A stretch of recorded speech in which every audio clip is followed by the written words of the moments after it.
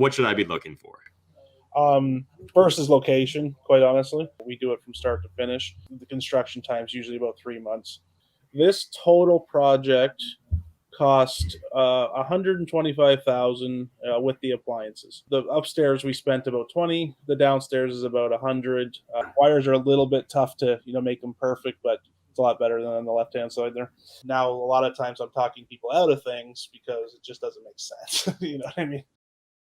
What is up, YouTube? Matt McKeever here, and I'm really excited for today's video where we're going to be talking about contractors, contracting, as well as how to do legal income basement suites. If you guys are in Ontario, Canada, you'll know this is a very hot topic. In fact, there's a ton of investors in the Greater Toronto and Hamilton areas that have made this their primary business model. Taking, a regular family home, putting an income suite in the basement, and taking it from a property that can't cash flow into a cash flow beast. So in today's video, we're going to go right to the source and talk to John from Blackjack Contracting, and he's going to break down for us exactly how he and his team of contractors go about doing legal basement income suites. Now, this is an area I do not have a lot of expertise on, so I was really excited to bring John on because my market here in Ontario, London, Ontario specifically, the fundamentals just don't make as much sense. But once you get into his area, St. Catharines, Hamilton, Brantford,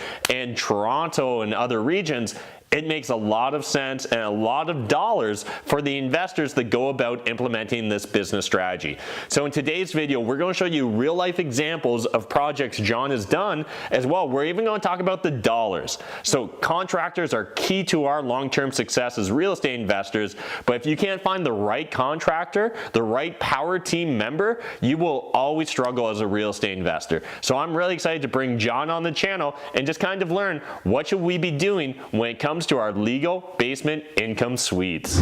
What is up, YouTube? Matt McKeever here, and in today's video we're going to be talking about legal basement suites. And so I don't know a lot about this, so I'm actually bringing in an expert. So I've got John from Blackjack Contracting here with me. Hey John, how's it going? Hey buddy, how you doing?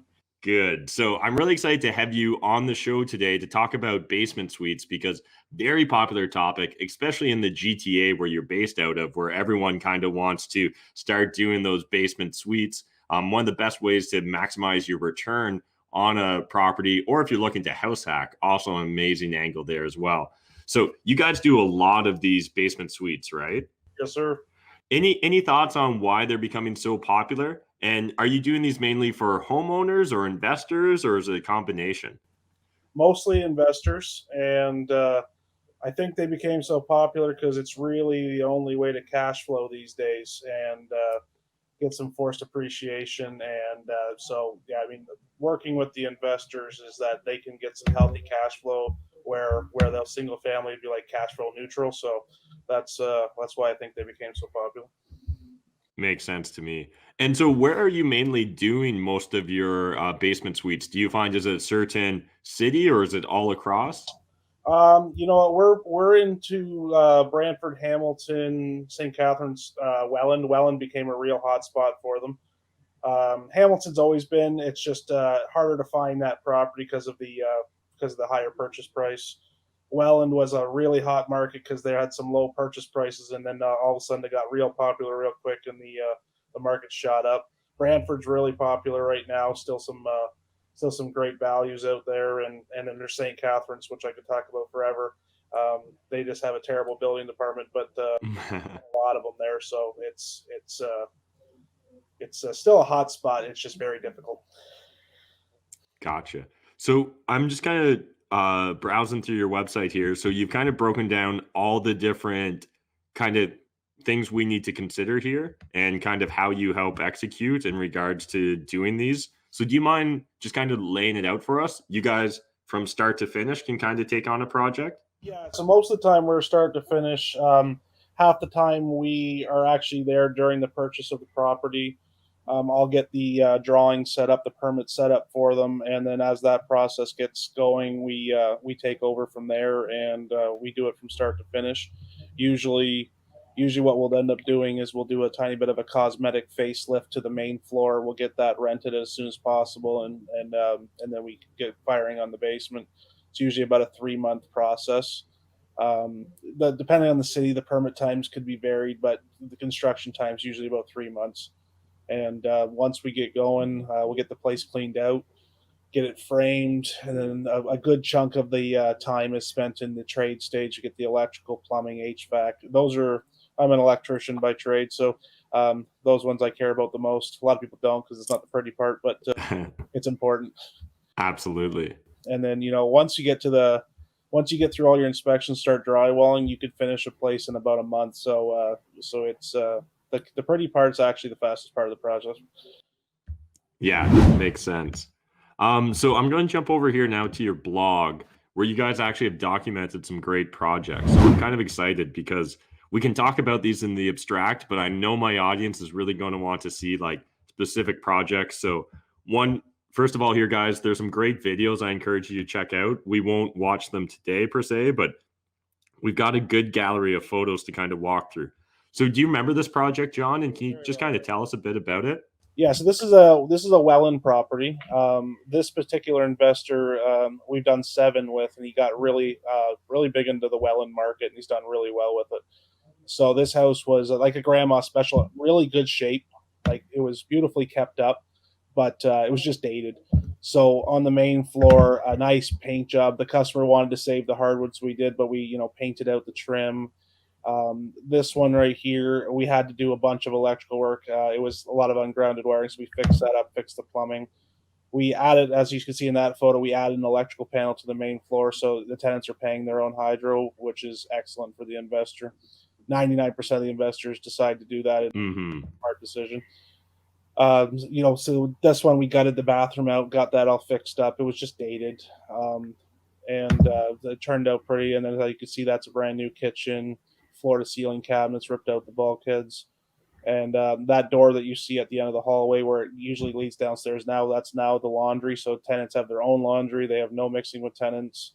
They pay their own hydro. Got brand new appliances, pot lights, and that one. He ended up renting that one to a short-term 6-month tenant. He ended up getting $2,500 a month for the main floor for 6 months. So he was pretty happy on that one. That's amazing. And this was in Welland, right? In Welland, yeah. That's huge. Yeah, oh wow. I took a short-term lease on it, and then I think the customers are the tenants are planning on building a house, so it was a stopgap for them, but it worked great. And then, as you can see, this basement was beautifully clean. But so if you guys notice on the left-hand side, there's a bulkhead with ductwork running along the wall. Yeah, we have a head height issue there. So the biggest challenge with basements is your head height. You have to maintain a minimum 6'5", but they want around 6'11". So what we did is we relocated the furnace and moved the ductwork to underneath the kitchen, where the head height wasn't an issue. So this customer decided, he put a little bit of extra money in the upgrades. He put some balances, nicer tile, nicer fixtures. But, he's getting excellent rent for these basements with long-term tenants. So I'm really happy this one turned out. This one right here is that's their nice living space. So they have open. We put a beam in across things so they could have an open concept living room kitchen.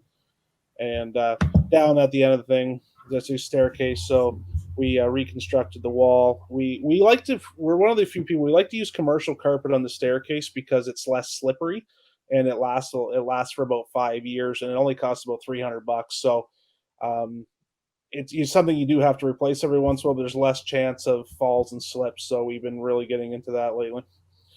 Gotcha. And then this is just, nice bathroom. None of this is high-end materials. It's all builder's grade, but you make it look as good as you can, and it's durable.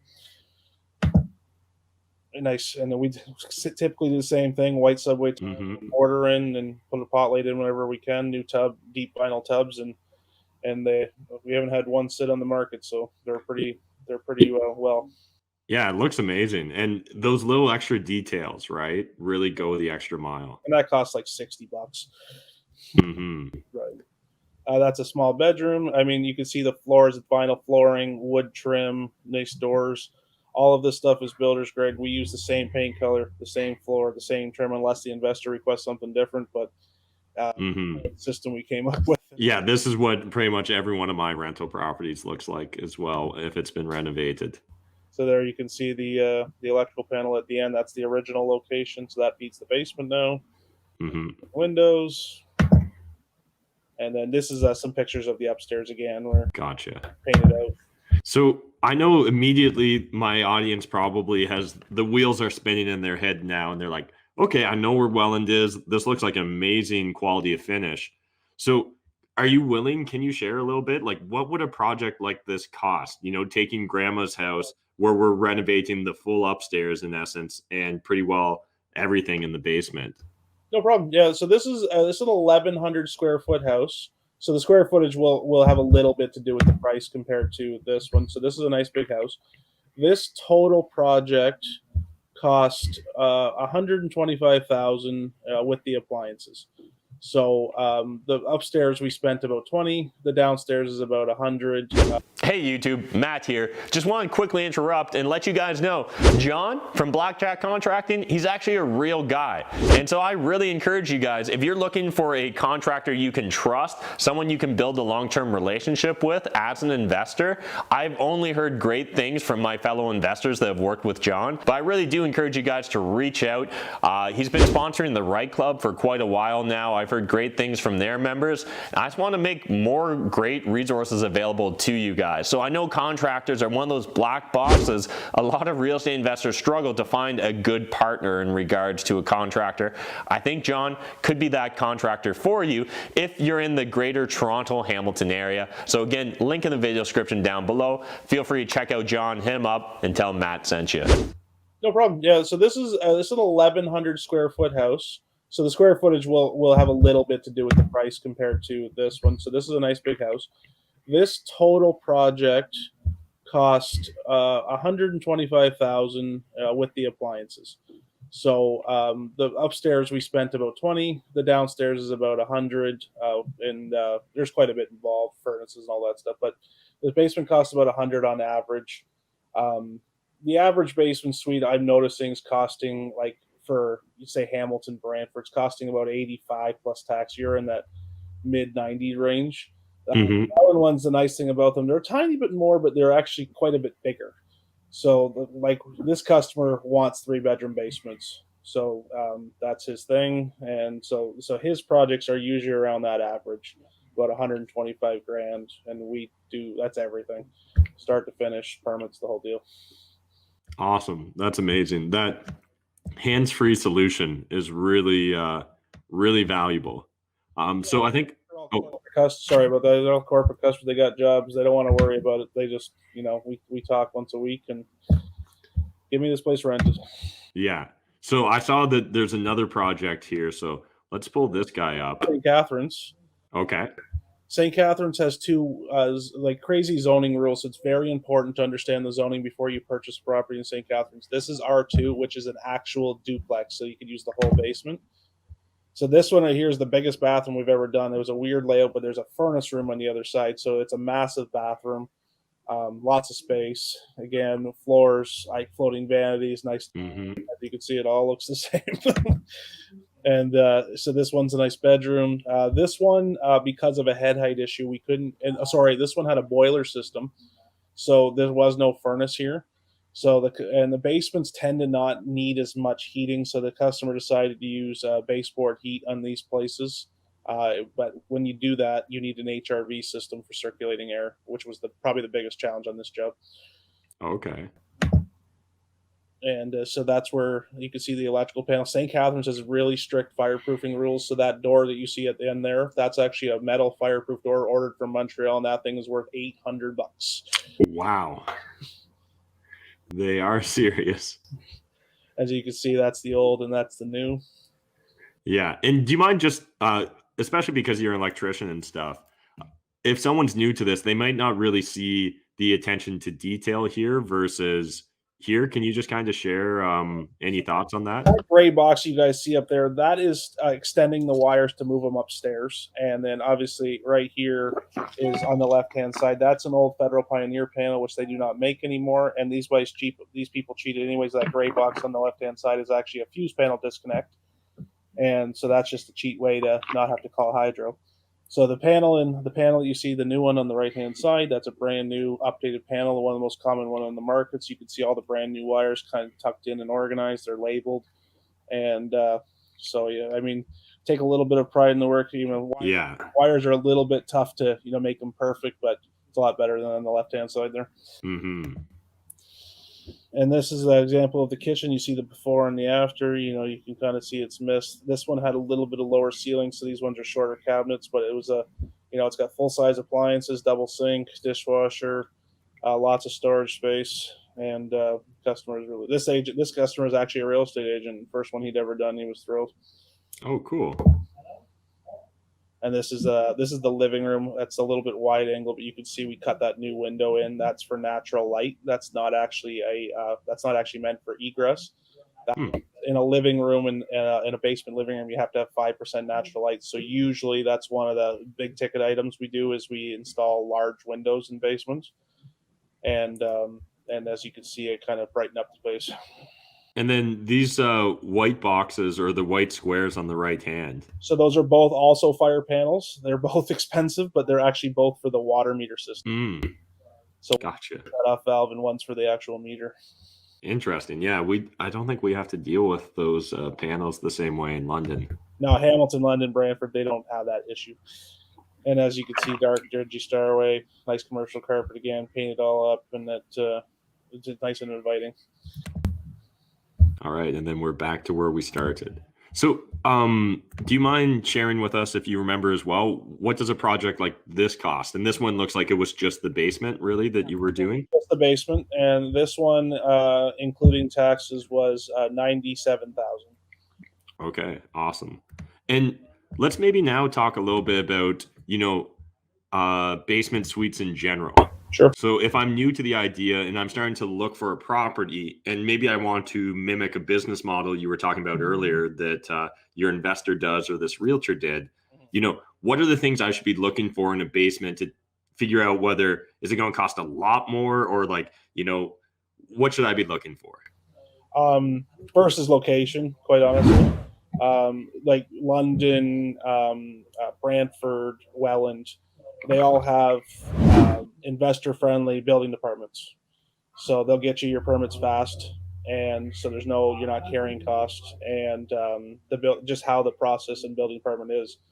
The reason why I bring this up is because we deal in St. Catharines, where most of the time you're allowed 650 square feet max, and you're paying $10,000 to $15,000 more for that rent than for 1,100 square feet basement, 3 bedrooms. You're paying less, and that's just because of the building department. So when you're speaking to your agents, you're speaking to local investors, contractors. You want to know how the building department is, because it does make a difference in price and speed and just nice in general to work with. Once you do that, bungalows like 40s, 50s, 60s bungalows, they make the nicest conversions. Or easiest conversions, I say, because I'm a big fan of backsplit conversions, but they're harder to come by, more expensive. So bungalows are the popular one. They're rectangles. They're easy.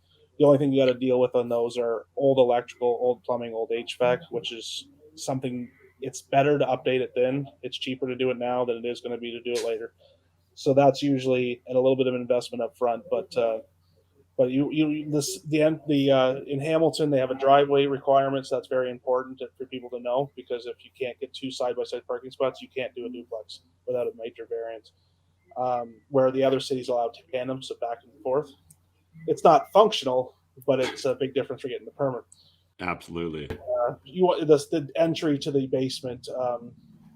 Bungalows usually have second entries, but the side door ones are a lot nicer than the back door ones, because you're easier to get into your unit. You're not going around in a dark backyard at nighttime, that type of thing. And then head height is very important. If you got something that's an average of 6'5", it's going to be tough without doing some major structure and ductwork. Or if you got something around an average of 6'11", you're going to feel a nice basement. You're not going to feel like you're in a dungeon. So when you're shopping for those are kind of important. The ones that end up buying with the low ceilings, like, they're never the same. You can get sometimes you have to rip out furnaces and put ductless split systems. That can be $10,000, depending where you are. If you do that, you might have to put an HRV. That's another $5,000. Where if you can use traditional forced air, you're going to save a bunch of money, and it's nicer. So those are what I tell people to look for when picking a basement. And yeah, I'm glad you touched upon the bungalow and the side entrances, and kind of building upon that. The projects we both looked at already had those side entrances, so you weren't looking at having to dig out or create a new entrance. no, What sort of additional costs is someone looking at if they're going to really be taking on a massive project? so I've seen a couple of those done before. I priced a couple of them. Never had to do them myself, but the last one I had priced was between 17 and 20,000 to put a new entrance in. They have to they have to do footings and the whole thing. It's actually really nice when they do that, if it's in the budget or you've got a smoking deal, because when you do that, you actually have private entry, big glass. You're not dealing with the regular house, and that eliminates the need for egress windows because you have direct access outside and the privacy factor. So it's nice, but it's usually not in the budget for these projects to make sure that the numbers work. Yeah, I appreciate you sharing that perspective. And I think one thing I'd really like to highlight for my audience is the fact that you understand where an investor is coming from, right? Like, All right. I think there's certain contractors that really only ever deal with like mom and pa that are doing their own personal residence, and people have an emotional attachment there, where investors, the numbers have to make sense. And that's why I do not service the mom and pops. I will only work with investors for that reason. I've done it once. I did a project as a favor, and I regretted every second of it. So no, it's like understanding the numbers. It's all about numbers, and so that's where something I've spent a lot of time learning the last couple of years. Because when we first started doing this, we did it by accident. If anybody wants to know that story, I'll tell you. But but the last couple of years, we've spent a lot of time. I take some, we do a lot of the real estate events. You learn, maybe advertising, you learn at the same time. So, so that's the idea. Is now a lot of times I'm talking people out of things because it just doesn't make sense. You know what I mean? Yeah, and having that perspective from your contractor is amazing. I really appreciate you taking the time to shoot this video with us. Before we wrap up, are there any other last minute tips that come to mind when talking about basement suites or income suites that an investor should be aware of? Yeah, I mean, a few things. One, if you're working with an agent, there is certain agents out there that are experts in this thing and they know what properties are going to work. That I find key. I think that the key is in the beginning when you buy these houses. Number two is when you're picking a contractor, no matter what area it's in, the experience with them is important, like the basement suites. We start out with experience, but like our first one was, you know what I mean? But if you're picking a contractor, it's the difference between getting a project done in 3 months and the project getting done in 8 months. Which is, and that's key. I'm not saying everybody can't do it, but the experience or having, and if you are going to work with a contractor that you just prefer and you're comfortable with, having like an engineer or a designer that's really experienced in the BCIN that's really experienced in basement suites, they can lead the contractor through the process, because the fire separations and all that stuff is what's complicated. So, and I've seen that done, and people are very successful with it. You don't have to be like us, but I mean, we've done 73 basement suite conversions, so now it's natural, but it didn't start out that way. And so that's one I would recommend. If you're not working with an experienced contractor, at least have somebody with a support system behind you to make sure things don't go wrong. Awesome. I love it. Those are some amazing tips. Thanks again, John. If people want to reach out to you, if they want to get in contact, is your website the best way, or what would you recommend? Website's the best. That goes right to my system, so I know I got your info and I can contact you. Also Instagram, Facebook. We got a good page on Facebook, website, and then all our contacts on there. It'll go right to me. Awesome. And just a reminder, guys, it's blackjackcontractinginc.ca. We'll throw a link in the video description down below in case you guys want to reach out to John. Again, just thanks so much for shooting this video. Anytime, man. Thanks again to John and Blackjack Contracting. If you guys want to get in contact with John, I'm going to throw a link in the video description down below to all of his contact information. Really encourage you guys to reach out and just chat with him. Seems like a great, friendly guy. We've met in the past at REI Club, so that's one of the best in real life meetup groups I've ever came across. Really encourage you guys in the Oakville, Burlington area to check out the REI Club. John's also a sponsor there. That's how we originally got connected. I've never actually worked with John personally, but know a lot of investors that have and really sing his praises. As well, what I like about John is he primarily only works with investors. And so to me, there is a difference between what a emotional homeowner wants and what us as sophisticated, unemotional real estate investors want. So if you guys want to reach out to John, again, link in the video description down below. Otherwise, did you guys enjoy this video? Would you like to see me talking with more contractors? Would you like to see more estimates or maybe deeper project deep dives, whether it be with John or other contractors? Jump in that comment section and let me know when it comes to contractors, renovations, and real estate, what questions do you guys still have that are holding you back from taking action? Because let's solve those answers, because I mean, it's 2020. The future is here. When are you going to get into real estate investing? If not now, when? Let's just do it. All right. Thanks, guys.